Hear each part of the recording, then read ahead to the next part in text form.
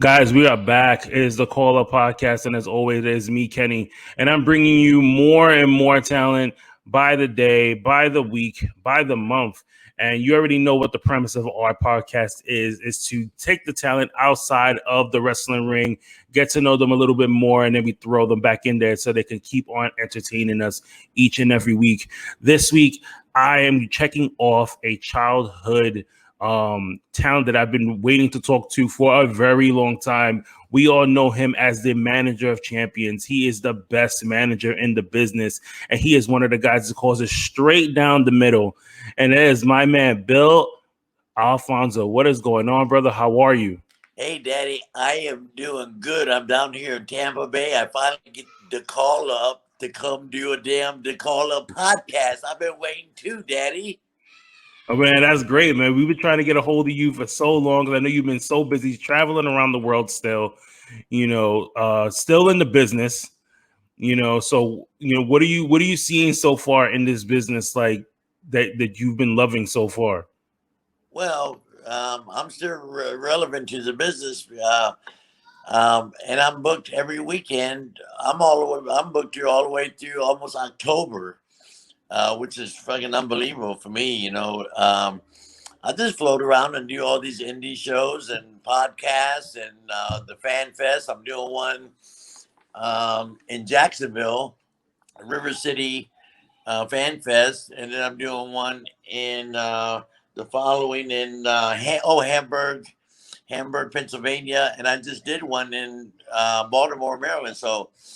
And I really like doing the Fan Fest because I get to meet a lot of people. And I have really good time and taking pictures. And like the one in Hamburg, I'm affiliated with foreverfan.club. It's a new concept.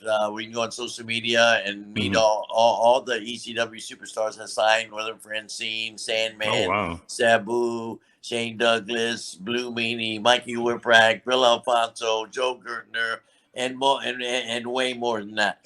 You're gonna see. You can go on to foreverfan.club and check it out now. We're just get ready to launch, and it's gonna be pretty cool. Where you can interact with all of us. You can get shout outs. You can get all kind of cool stuff. So.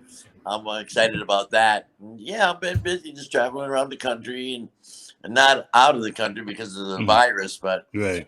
I was in East Los Angeles at Johnny's World Order or Jimmy's World Order. I go to New York all the time. I've been up there 2-3 times in the last couple of months. I went to Universal. The Wrestling Universe. Yeah, and I did the podcast with Monty. Monty and Pharaoh, they got a good podcast. They've been around for a long time. And so I'm just excited to be still relevant in the business today. It's crazy. I mean, there's so many fans out there that, loved your work in ECW and in WWE when it was WWF at the time. So, of course, check this hat out. It's the original. It's the hat where ECW invaded WWF. Remember with Jerry Lawler and all that? This is the original hat that I wore. And you'll see it in all the pictures. I got some cool memorabilia for people trying to buy my hat all the time. But, I think I'll hang on to it for a while. But I can only imagine how much people, because I'm a collector of many things wrestling, so I can only imagine the numbers people throw at you to try and get that hat from you. Yeah, it's been pretty relevant. I mean, it's documented, so that's the cool thing about it. But I got a ton of pictures. Let me just run by some pictures with you. This is some of my wear that I'm currently wearing to the ring now. Manager of Champions, Bill Alfonso, Hardcore Legends Tour. I just did a show with Van Dam. Vince McMahon, they're doing a documentary. They did one on Yokozuna. It was real successful. The icons, yeah. Got good ratings. So Vince called me up. Vince's people, not Vince. Vincent called me up. Vince's people called me up and said, hey, Fonzie, would like, since you manage RVD and ECW, would like you to be a part of the documentary. Would like to interview you. So Vince flew 2 cameras, a sound guy, and a producer to my home and interviewed me for 3.5 hours. And I mean, maybe a couple minutes of it here and there, Right. documentary, but that was pretty cool. I did a show with RVD in Stevens Point, Wisconsin, the other day. It was April 3rd, so it's been a month. So, that was real cool. And RVD got the release of the documentary 2 days before it was released, but he didn't want to watch it. He wanted to watch it at the ECW arena in Yeah. I was trying to get there. Yeah, so we hosted Yes. a party, and we had all kind of wrestling fans there, and we watched the documentary together. And me, Sandman, Joe Gerdner, me, Sandman, Blue Meanie, and RVD. Katie wasn't there in prior commitments, but it was great, man. And people have been calling me and say, "Oh, congratulations on the documentary for RVD." It was real, man. So let me ask you. You've been in this business for so long, right? What exactly got you into professional wrestling? Well, I grew up in Tampa. I was born and raised in Tampa, and I didn't know this. Tampa was a hotbed for professional wrestling back in the 60s, 70s, 80s with Gordon Soley and Eddie Graham and all those type of guys. So my dad was a friend of the sports editor for the Tampa Tribune, the local newspaper. And he was having lunch with my dad, and they would comp him. They would comp the newspaper a couple of tickets every week. It was every Tuesday there was wrestling for Homer Hesterly Armory. Yeah. And I didn't know a thing about wrestling. I was about 12 years old. My dad came home with 2 tickets. He said, "Hey, my friend Frank Klein gave me these tickets. He's a sports editor for the paper, and he writes the results of who won, who lost every Wednesday. And he thought you might like to go to wrestling." I said, "The wrestling? What's that, Dad? I don't know. Wrestling?" So this was like on a Friday. So I said, "Oh, I don't know if I'm interested in that. I don't know nothing about it." But curiosity got me. So Saturday, Sunday, Monday, Tuesday was the event at the Armory. And so curiosity got me. So me and my buddy, one of my besties, we went to watch this wrestling, which we knew nothing about. I walk in, I see Eddie Graham and Boris Malenko, Dean Malenko's dad. They're in a Russian chain match, and it blew me away. And I said, "Wow, I loved it. The blonde hair and all that." I said, "Man, I love this stuff. That's what I want to do when I grow up." So it was about 12 or 13. So I used to bug my dad, "Hey, see if you can give me the comp tickets from Frank Klein." You got to get that hookup. Man, I fell in love with it deeper and deeper. But I was 150 pounds back then. There's no, and I'm still 160 pounds. So, I'm a small guy. So there's no way I could be a wrestler. These guys are big. But the next best thing would be refereeing. So I studied the business for 4 or 5, I guess till I was from 12 years old, 13, 14, 15, 16, 17. I started meeting a bunch of wrestlers and became friends with them. Rocky Johnson, The Rock's dad, King Curtis, just all kind of guys. And they said, "Fonzie, you're so small, but you would make a perfect referee because you're going to make us look big, and you love the business." And so I'm trying to break into business. It's very hard, especially back in the day in the late 70s when I was trying to break. Really tough. They didn't let any outsiders in, but thank God I had met Rocky Johnson. Nice.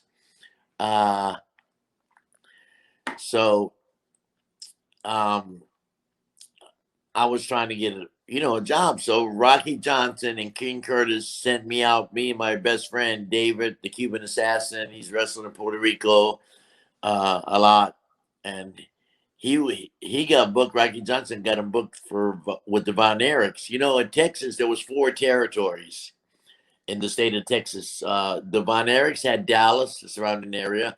Joe Blanchard, Telly Blanchard's dad, ran San Antonio in southern Texas. Paul Bosch only ran Houston, a big promoter, only ran Houston. And the Funks ran like Amarillo and Lubbock and all that. So I went out there with Dave, the Cuban assassin, and trying to get a job, but they had all the referees. They had David Manning, Bronco Lubitsch, so it was impossible for me to get a full-time slot there. But I ended up working a few times, refereeing a few times, and I said, man, I can't make a living out here. I better go home. So you remember a wrestler? His name was Paul Jones. Yeah. He was a smaller guy, Paul Jones. Mm-hmm. He really liked me. He said, hey, Fonzie, I heard you were going back to Florida. You know, unfortunately, you can't get a job here because they got all the referees and stuff.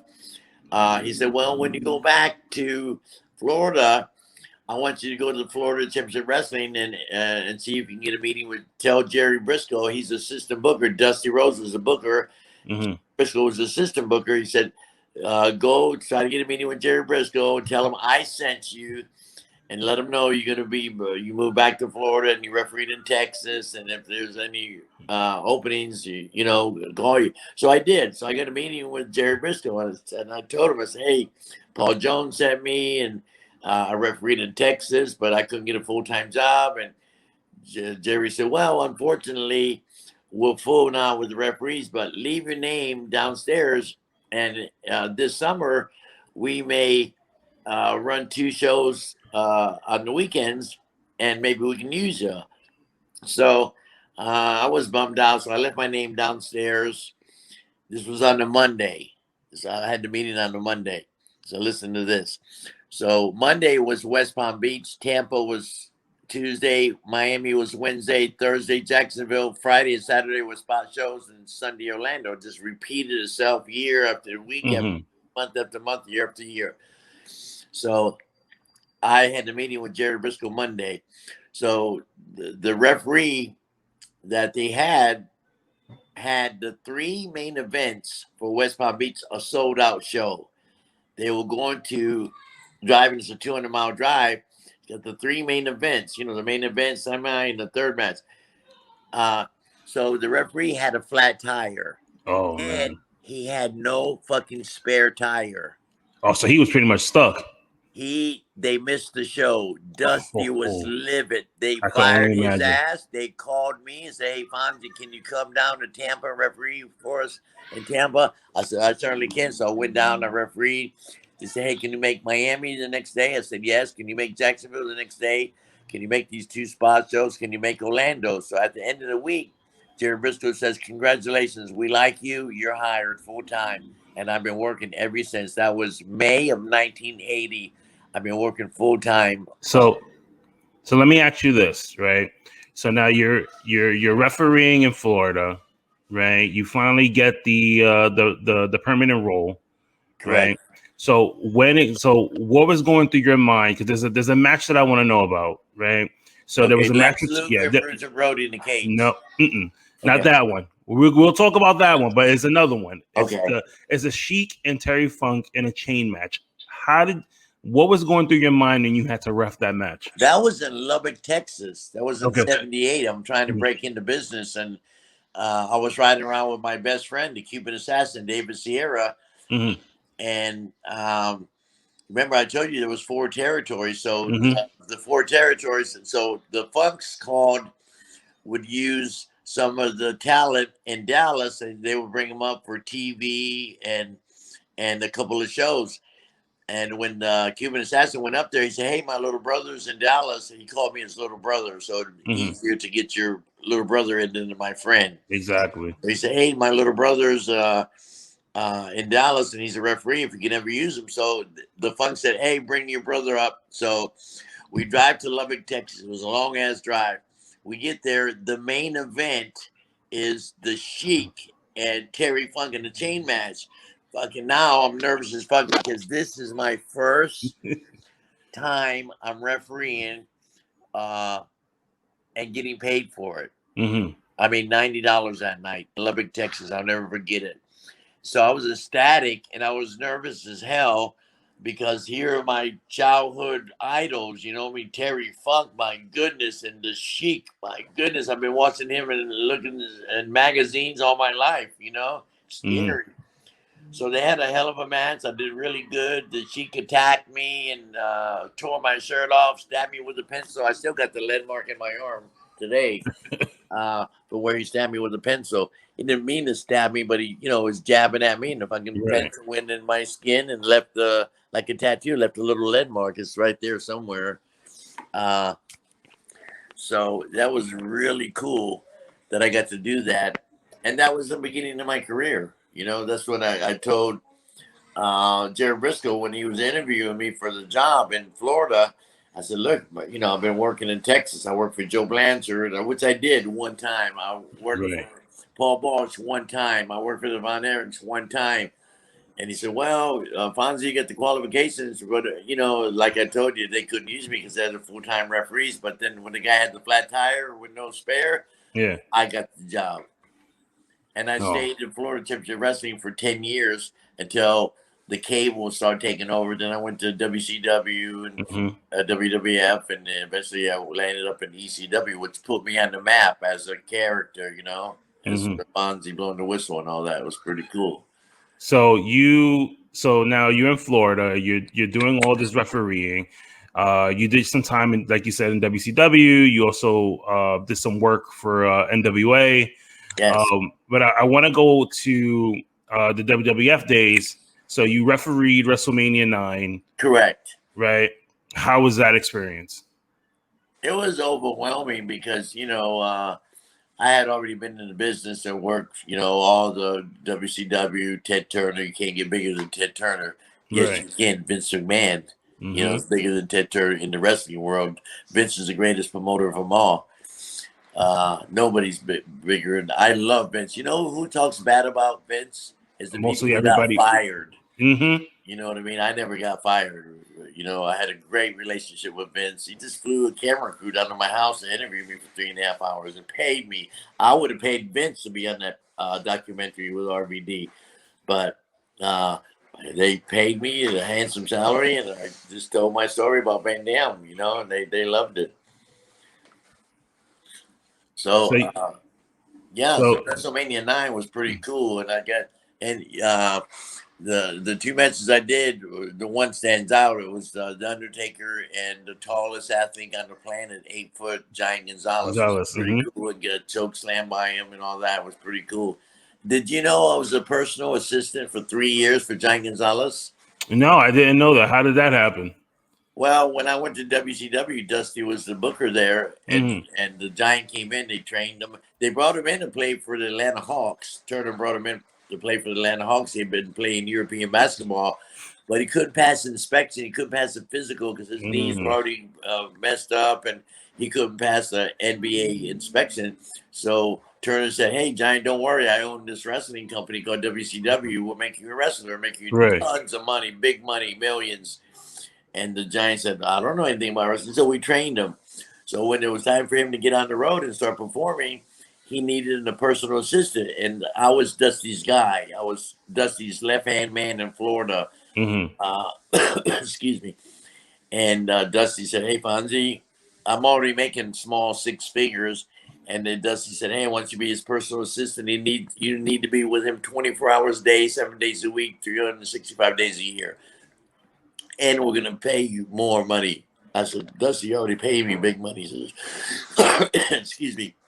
And that was Turner's money. So, money was no object. So I was getting paid handsomely to have fun and be the personal assistant to the tallest athlete on the planet. Pretty fucking cool, Daddy. Sure. And who doesn't want to get paid to have fun? Hell yeah, man. Flying around the world with the fucking Giant Gonzalez was really cool. I've been there. And he was doing movies and TV series. And, of course, I was with him on all those, like Thunder in Paradise. Remember Hulk Hogan's Thunder in Paradise? Oh, I remember that. I used to watch that Saturday afternoons at like 9 o'clock on like here in New York. It was like Channel 9 that they used to play it when I was younger. Yeah. Yeah. So in fact, I had a standing role. I didn't have a speaking part, but they were playing volleyball on the beach, and I was one of the volleyball players. And of course, I did Baywatch. Giant Gonzalez did an episode of Baywatch, and I was out there again. I was on the merry-go-round underwater. It was pretty fucking cool. This is all kind of perks that you get when you're the personal assistant for the tallest athlete on the planet. Right. Cool.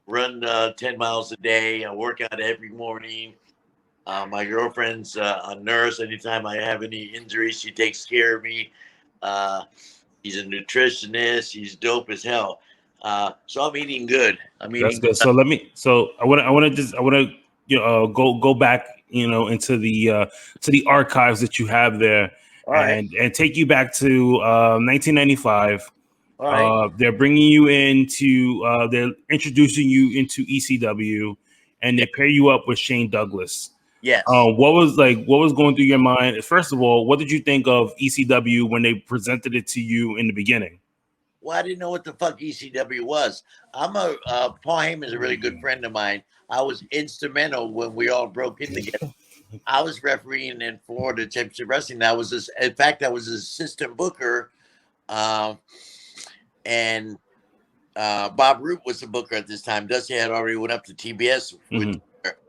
And so I stayed back until it was my turn to go up to TBS with Turner. So Paul Heyman came down from New York with a guy named Tombstone who didn't wrestle very long, had a great body. And Paul Heyman was trying to break in. He wanted to be a manager in the worst way. He was a photographer. He did all kind of stuff to break in. But I was assistant booker, and Paul Heyman said, "Hey Fonzie, you think I can go to the ring with Tombstone and be his manager?" I said, "Well, maybe, but you got a pair of jeans on with hose in. You got a pair of wore out Converse, and you're wearing a t-shirt." I said, "Hey, do you have money to buy a suit? Maybe we can work something out." He said, "Oh yeah, I didn't know his parents were wealthy. Lived in Scarsdale. His parents were lawyers and real wealthy family. Of course, I can buy a suit." He says. I said, "Okay, buy a suit." So the next day he came with the suit on. He had his big cell phone. It was a jumbo cell phone. Now they're really small, but back then he had the big cell phone. Mm-hmm. So, and it worked out for him. And then next thing I know, he's a big star in AEW, AIW. What's Vern Gagne. We're up there for Vern Gagne and became a big star and all that. So it worked all over the country and different places. So I had just left WWF. Mm-hmm. Uh, and Vince McMahon wants to doctor his wife and his two kids at ringside, right? It's family entertainment.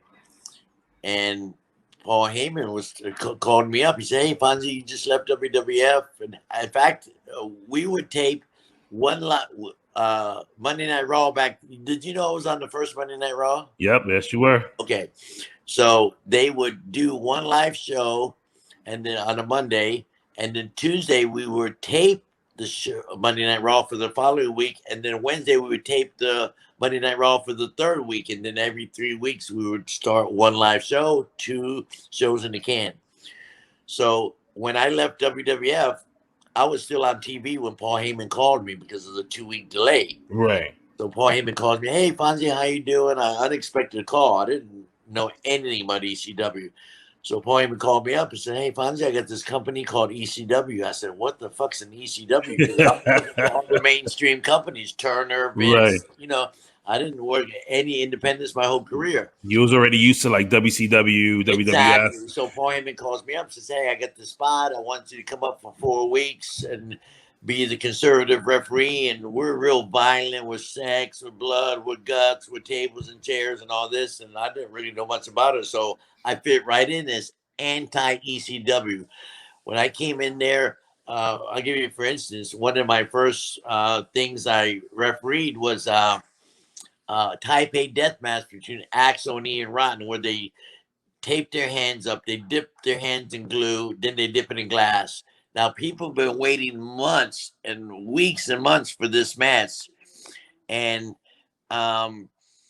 so the first sign of blood, I stopped the match. I said, "Due to the lack of vision and Axelron's eyes, I'm stopping the match." People wanted to fucking hang me. I ruined their party. They want to see the blood and guts and all that. So it really got over. But I was originally supposed to go in there for 4 weeks, but my character got over as anti ECW. Shane brought me in, and then they put me with Taz, and they gave me the whistle. I was with Taz a year, but then the first pay per view, I did the switch on Taz and went with RVD and Sabu, which was a blessing in disguise. Who knew that Van Dam was going to be the whole effing show? You know what I mean? Mr. Monday Night, Mr. Pay-Per-View, all that. You did some great work with Taz and like really help him to develop his character in a way.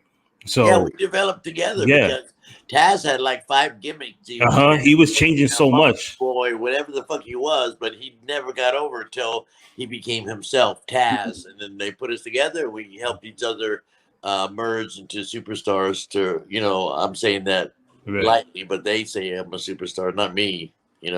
So like now you one of the things that I always wanted to know, is like when you help somebody develop the character in the way of like say Taz, and then somebody like Paul Heyman or whoever else is in charge of like creative comes to you and says, okay, Bill, we're gonna take you away from Taz and we're gonna put you with somebody else, right? Is it something that you kind of fight for and say like, no, I don't want to do? No, absolutely not. Paul Heyman's a genius. He's a brilliant producer. He's a brilliant mind for the business. So when Paul Heyman spoke, I listened. I knew Paul Heyman was going to do the best for me he could because my character was so involved and got over. He wasn't going to put me, downplay me or nothing. It was all a build up. And I seen something in Van Dam that was special. He's like superhuman. He's got who does a better 5-star frog splash than RVD?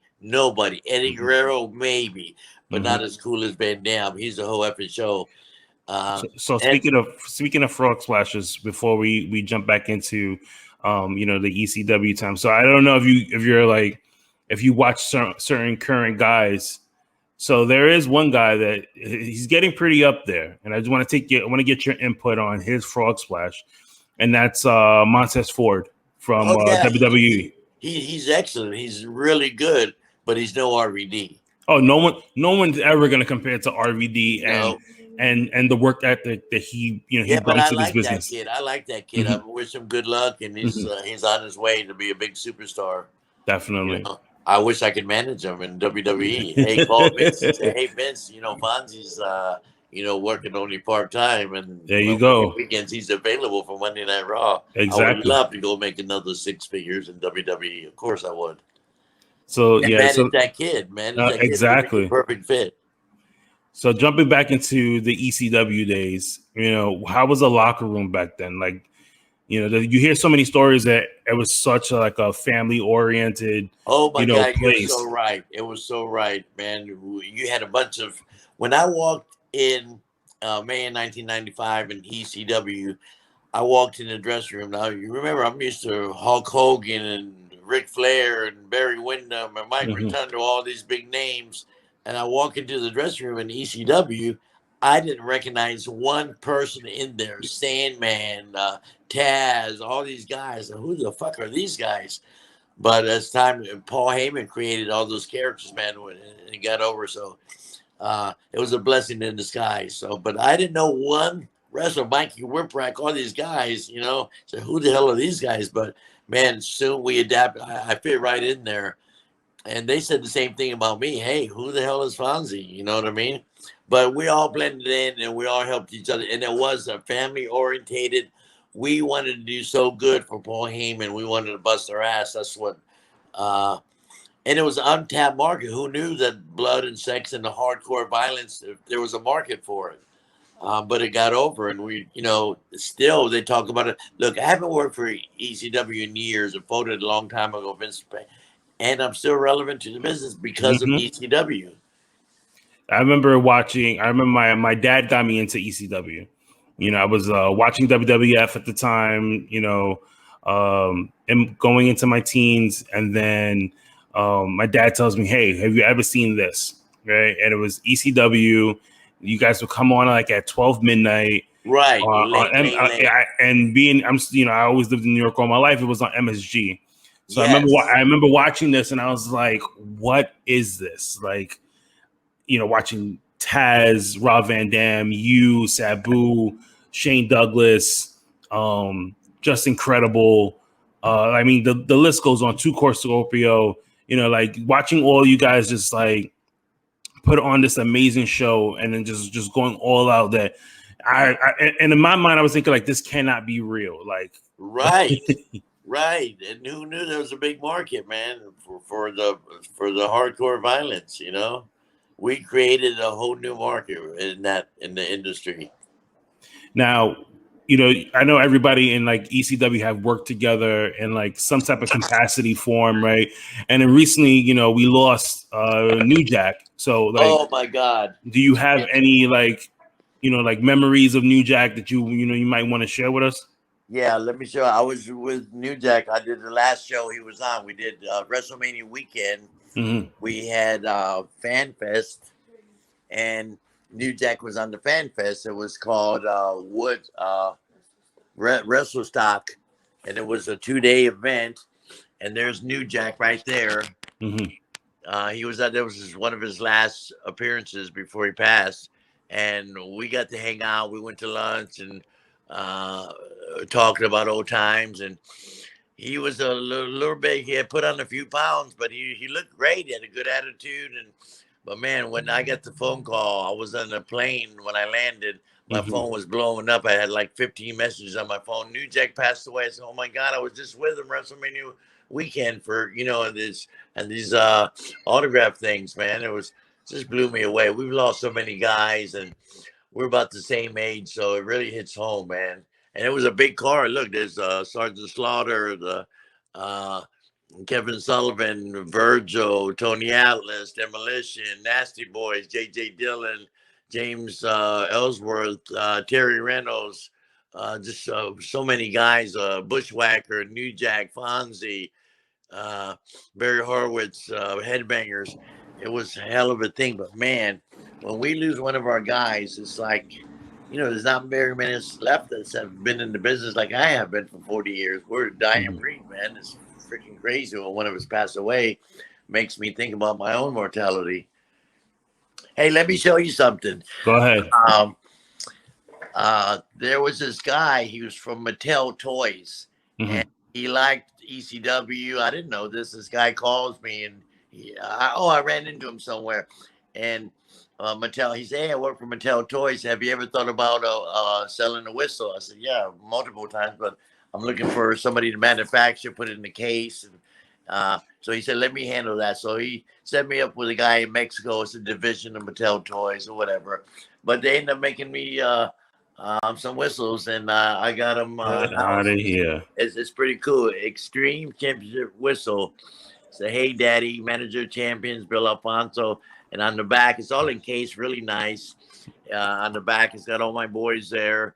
RVD, Sabu, Taz, me holding all the belts. And people love it. So I can't keep enough. I just ordered another 1,000 of them. Oh, I gotta get one. This is the first time I'm seeing this too, which is Okay.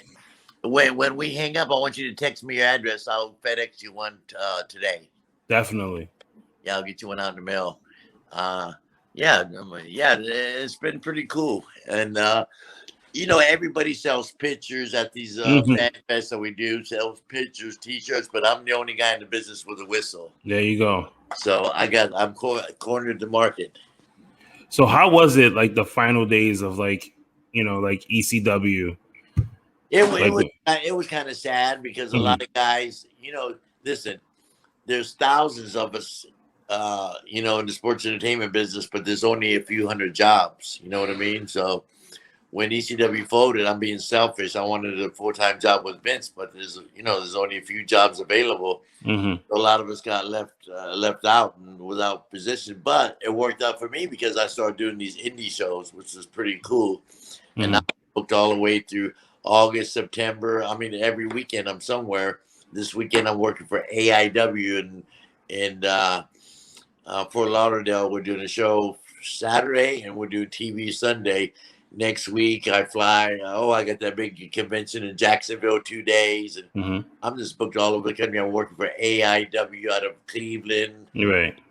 Which is pretty cool. Matthew Justice, he's Indies hardcore champion. He's badass. So I like to stay busy, and I've been so lucky, man. So lucky. When ECW folded, we were all sad, but a lot of us still relevant to the business because of ECW. So it's a win. It's it's sad that they folded, Right. and it was okay because life goes on. So you're still relevant in the business, which is great. Yeah. So you still get to see like the ins and outs of how this business has, changed so much. Yeah, we're pretty You cool. know, yeah. Do you feel like just because you're more of an old school guy, do you feel like things like social media did it help or did it like damage the business a little bit?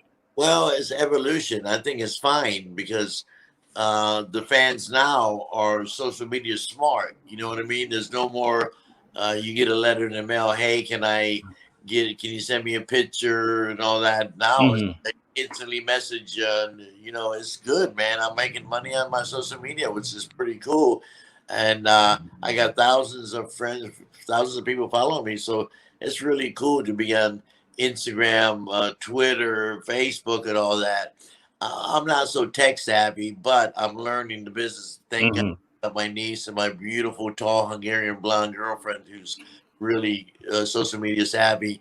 So they get me through the ins and outs that I don't understand. But I'm learning just like everybody else is. But like my 11-year-old grandson, he's a whiz social media. My goodness, it's a younger generation's deal. But I'm blending in, and I like it. I like social media. I can put a picture up and give a caption on the picture and get thousands of likes on the picture. Like Hmm. one up of uh, me and Super Crazy and CW Anderson. I talking about Super Crazy, put him over and CW Anderson, and people were liking the picture. But not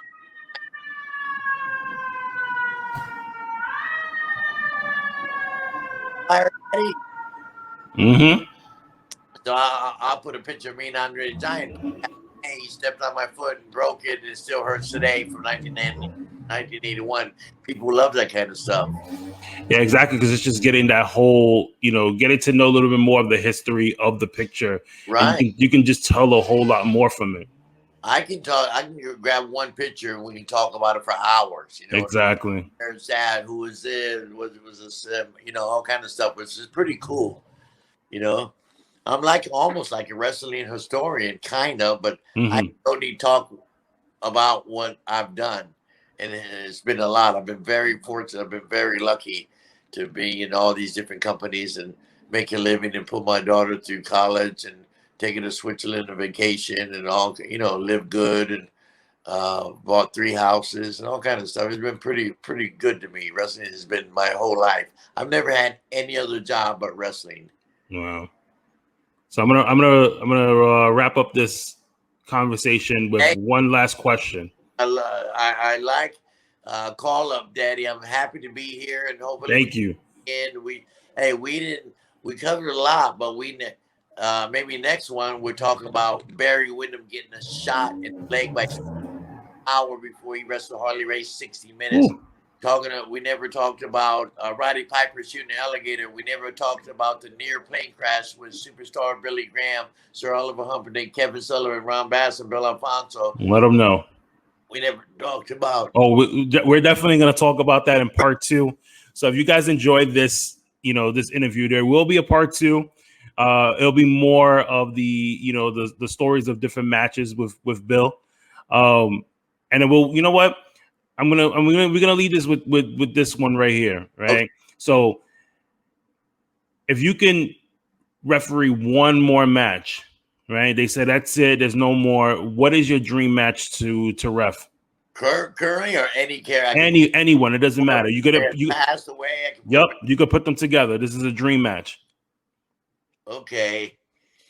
Let's go back to. Damn, there's so many superstars that I love and I've worked with, but Dusty Rhodes was like a father to me. Mm-hmm. In fact, I asked him to be when I said my dad had passed away, and I was without a dad, and I was working with Dusty. I was his personal assistant, assistant booker and all that. And I said, Dusty, one time I said, Dusty, I wish you were my father. He said, I am your father's son, and I'll never forget that. So maybe Dusty against Ric Flair because Dusty was so much on fire. You know what I mean?